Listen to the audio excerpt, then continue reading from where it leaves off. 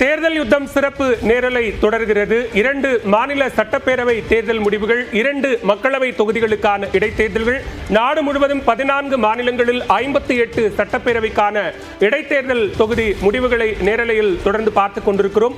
News 18 network செய்தியாளர்கள் களத்தில் இருந்து வழங்கக்கூடிய துல்லியமான தகவல்களை உடனுக்குடனாக வழங்கிக் கொண்டிருக்கிறது நியூஸ் 18 தமிழ்நாடு. அந்த வகையில் தற்போதைய முன்னணி நிலவரங்களை பார்க்கலாம். மகாராஷ்டிராவை பொறுத்தவரைக்கும் மொத்தமுள்ள 288 தொகுதிகளினுடைய முன்னணி நிலவரங்களின் அடிப்படையில் ஆளும் மகாயுதி கூட்டணி என்டிஏ கூட்டணி 215 இடங்கள்ல முன்னிலையில் இருக்கிறார்கள். தேர்தலுக்கு பிந்தைய கருத்து கணிப்புகளை பொய்யாக்கக்கூடிய அளவில் 170 180 தான் எக்ஸிட் போல் முடிவுகள் என்பது இருந்தது. 215 இடங்கள்ல ஒரு கிளியர் மேண்டேட் அப்படிங்கறத பார்க்கிறோம். இந்தியா கூட்டணியை பொறுத்தவரைக்கும் 65 இடங்கள்ல அவர்கள் முன்னிலை வகிக்கிறார்கள். மற்ற கட்சிகள் 8 இடங்கள்ல முன்னிலை வகிக்கிறார்கள். ஜார்க்கண்ட் மாநிலத்தை பொறுத்தவரைக்கும் மொத்தமுள்ள 81 தொகுதிகளில் ஜேஎம்எம் காங்கிரஸ் இந்தியா கூட்டணி 53 இடங்கள்ல முன்னிலை வகிக்கிறாங்க.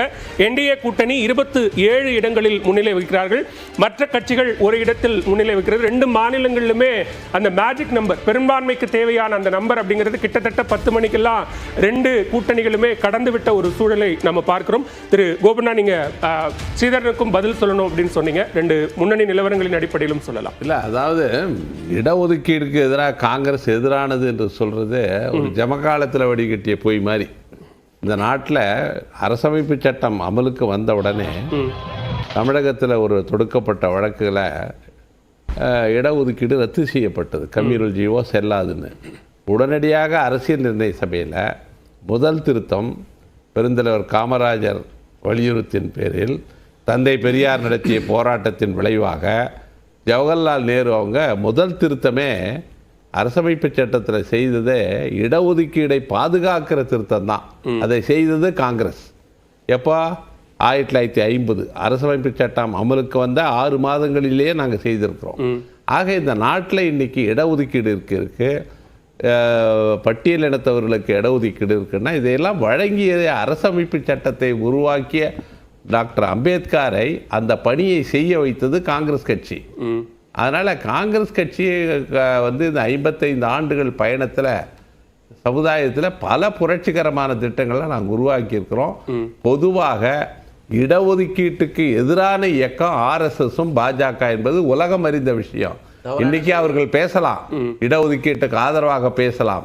ஆனால் 27% இடஒதுக்கீடை அன்னைக்கு வந்து நாங்கள் வந்து மன்மோகன் சிங் ஆட்சியில் கொண்டு வந்திருக்கோம். கல்வி நிலையங்கள் இடஒதுக்கீடு அதெல்லாம் ஒன்று. அடுத்து இந்த தேர்தலை பொறுத்தவரை நீங்க வந்து இன்னைக்கு வந்து பாஜக வந்து மகாராஷ்டிராவில் வெற்றி பெற்றிருக்கு. ஓகே, மிகப்பெரிய வெற்றி அவர்கள் பெற்றிருக்கலாம், நாங்கள் தோல்வியை சந்தித்திருக்கலாம். ஆனால் அங்கே வந்து இந்த தேர்தல் பத்திர நன்கொடை இருக்குல்ல, இந்த லெவல் பிளேயிங் ஃபீல்டு இல்லை. ஏன்னா அவர்கள் வந்து கிட்டத்தட்ட 90% நன்கொடையை அவர்கள் பெற்றுவிட்டார்கள். பாஜக கிட்டத்தட்ட 6000 கோடி பாஜக நன்கொடையை, தேர்தல் பத்திர நன்கொடை, இங்க இருக்கிற மார்டின் கூட 100 கோடி ரூபாய் ரெய்டு பண்ண பிறகு கொடுத்திருக்காரு. அதே போல இன்னைக்கு வந்து அதைத்தான் நீங்க இப்ப சொல்ல, நீங்க பட்டியலிடக்கூடிய விஷயங்களை தான் என்ன சொல்றாங்கன்னா தோல்விக்கு பிறகு காரணம் தேடுறாங்க அப்படின்னு சொல்றாங்க. இல்ல இல்ல, நாங்கள் நான் அந்த கருத்துக்களை நான் எடுத்துக்கிறேன். ஒரே ஒரு நேரலை நான் உங்ககிட்ட வரேன், உங்ககிட்ட மறுபடியும் வரேன், நான் உங்ககிட்ட மறுபடியும் வரேன். ஒரு நேரலை மட்டும் பார்த்து வந்துடலாம். நம்ம தேர்தல் தொடர்பான சிறப்பு நேரலையும் தொடர் இருக்கிறோம். அதுக்கு முன்னதாக எங்களுடைய கருத்துக்களை நிறைவு செஞ்சிடலாம். மகாராஷ்டிரா தேர்தலை பொறுத்த வரைக்கும் நாங்கள் வந்து இந்த அளவு மிகப்பெரிய வெற்றியை பாஜக பெற்றிருக்கிறது. அது எப்படி பெறப்பட்டது என்பது குறித்து தான் எங்கள் தலைவர் செல்வ பெருந்தகை இதற்கு எனக்கு முன்னால பேசினாங்க. நிறைய குற்றச்சாட்டுகள், தேர்தல் ஆணையத்தின் மீது நம்பகத்தன்மை இல்லை, தேர்தல் பத்திர நன்கொடையில் பெரும் நிதி திரட்டப்பட்டது, கிட்டத்தட்ட 6000 கோடி திரட்டப்பட்ட நிதியை அவர்கள் பயன்படுத்துகிறார்கள். இல்ல, அதுதான் அந்த விமர்சனத்துல அதே செலக்டிவா இருக்குன்னு கேக்குறாங்க. மற்ற மாநிலங்கள்ல பெற்றால் அது வெற்றி. பொதுவாகவே பாஜக வந்து தேர்தல் களம் என்பது சமநிலைத்தன்மை இல்லை, லெவல் பிளேயிங் ஃபீல்டு இருக்கு. பணபலம், அதிகார பலம் அவர் கையில் இருக்கு, பணத்தை செலவழிக்கிறாங்க. அதுல வந்து வினோத் தவுடேன்னு பிஜேபி ஜெனரல் செக்ரட்டரி ஒரு ஹோட்டல்ல இந்த மும்பையில் கையும் களவுமாக பகுஜன் விகாஸ் அகாடி என்கிற அமைப்பை சார்ந்தவர்கள் 5 கோடி ரூபாய் அவருக்கு டிஸ்ட்ரிபியூட் பண்ணதை கையும் களவுமா பற்றி இந்தியா டுடே போன்ற பல தொலைக்காட்சி ஊடகங்கள்ல வெளிவந்து அம்பலமானது. ஆக பணம் தண்ணீராக செலவழிச்சிருக்காங்க. அதுவும் மகாராஷ்டிரா இந்தியாவினுடைய பொருளாதார தலைநகரம், பணபலம் இருக்கு, அதிகார பலம் இருக்கு, எல்லாத்தையும் பண்ணாங்க. ஒரு சந்தர்ப்பவாத கூட்டணி, சிவசேனாவிலிருந்து துரோகம் இழைத்து வெளியே போனவர்கள், சரத்பவார் கட்சியிலிருந்து துரோகம் செய்து வெளியே போனவர்கள், இவர்களை வைத்து பாஜக ஒரு ஆட்சி அமைத்து அவர்களுக்கு முதலமைச்சர் பதவி கொடுத்தாங்க. அந்த முதலமைச்சர் பதவி வெற்றி பெற்ற பிறகு ஏக்நாத் ஷிண்டே கொடுப்பாங்களா அல்ல பாட்னாவிஸ் வர்றாரா என்பது அது அடுத்த கட்ட உட்கட்சி பிரச்சனை. ஆக எங்களை பொறுத்தவரை ஜார்க்கண்ட்ல நாங்கள் வெற்றியை பெற்றிருக்கிறோம், மீண்டும் ஆட்சி அமைக்க இருக்கிறோம். இந்த தேர்தலை பொறுத்த வரைக்கும் அந்த மக்களை பிளவுபடுத்துகிற அரசியல் அது பாஜக தொடர்ந்து செய்தே தவிர மக்கள் நலன் சார்ந்து இதுல கூட நீங்க என்னன்னா கிட்டத்தட்ட ஒரு 2,30,00,000 பேருக்கு மாதம் 1,500 ரூபாய் கொடுத்து ஒரு 5 தவணை கொடுத்துருக்காங்க. ஆக இதெல்லாம் தேர்தல் நேரத்துக்கு முன்பாக செய்த அந்த திட்ட காரணமாக இன்னைக்கு பாஜகவுக்கு ஆதரவான ஒரு நிலையில அந்த மக்கள் வாக்களித்திருக்கலாம். ஆக 3,000 ரூபாய் தருவதாக வாக்குறுதி சொன்ன காங்கிரசுக்கு வெற்றி முகம் கிடைக்கல. நாங்க வாக்குறுதி மேனிஃபெஸ்டோல சொன்னோம். அவங்க அதுக்கு முன்னால 5 மாதங்க தவணை கொடுத்திருக்காங்க. கொடுத்து 2,30,00,000 பேர் கொடுத்திருக்காங்க. அதெல்லாம் ஒரு வேலை பலன் கொடுத்திருக்கலாம். எங்களை பொறுத்தவரை அங்க அந்த ஆட்சி என்பது ஒரு சந்தர்ப்பவாத ஆட்சி. துரோகத்தின் அடிப்படையில் அந்த கூட்டணி அமைக்கப்பட்டு இன்றைக்கு அவர்கள் மீண்டும் வெற்றி பெற்றிருப்பது அது மகாராஷ்டிரா மாநிலத்தினுடைய எதிர்காலத்துக்கு நல்லதல்ல. தேர்தல் வெற்றி தோல்வின்றதை நாங்க எப்பயும் எதிர்கொள்வோம். ஏன்னா இந்த நாட்டில் ஜனநாயகத்தையும் தேர்தல் ஆணையத்தெல்லாம் உருவாக்கியவர்கள் நாங்கள் தான். இந்த தேர்தல் வெற்றி தோல்வியை நாங்கள் எதிர்கொள்ள முடியும். வயநாடுல பிரியங்கா வெற்றி பெற்றிருக்கிறார். மக்களவையில் ராகுல் காந்தி ஏற்கனவே மிக சிறப்பாக செயல்படுகிறார். பிரியங்கா காந்தியும் போய் மக்களையும் சில விமர்சனங்கள் வச்சாங்க. ஒரே குடும்பத்தை சேர்ந்த 3 பேர் போறாங்க நாடாளுமன்றத்துக்கு அப்படின்ற எங்க நேரு பாரம்பரிய தலைமையில வந்த இந்திரா காந்தியும் ராஜீவ் காந்தியும் நாட்டுக்காக உயிரை கொடுத்திருக்காங்க. அதற்கு இணையான தியாகத்தை பாஜகவிலயோ RSSலயோ யாராவது செய்திருக்கிறார்களா? நாட்டுக்காக தியாகம் பண்ணி உச்சபட்சமா அதிகபட்சமான உயிரை கொடுத்திருக்காங்க. அந்த மாதிரி உயிரை கொடுத்து தியாகம் பண்ண வரலாறு வேற எந்த கட்சியும் கிடையாது.